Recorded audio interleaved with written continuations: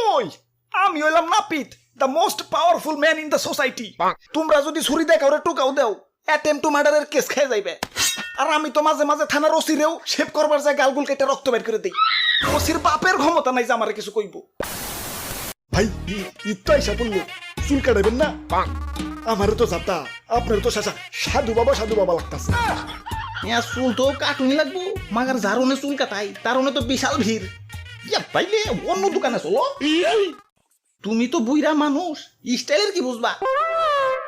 এই চুলের কাটিং জিনিসটা এতটাই সেন্সিটিভ যে একটু এদিক থেকে সেদিক হইলেই শাহরুখ খানের পর্যন্ত হিরো আলম বানিয়ে দিবার পারে। বুঝতাছো খাইনি দে, আমি ঘন ঘন প্রেমিকা পাল্টাইবার পারো, মাগার নাপিত চেঞ্জ করার দুঃসাহস আমার নাই। কও কি হ, আমি আমার জিএফ রেও ততটা ভালোবাসি না যতটা না আমার নাপিতরে ভালোবাসি। জিএফ কি করে আমারে প্রেসার দেয়, টেনশন দেয়, প্যারা দেয়, মুখ শুকিয়ে একটু হয়ে যায়। আর আমার নাপিত এই পাগল বাবারে দয়াল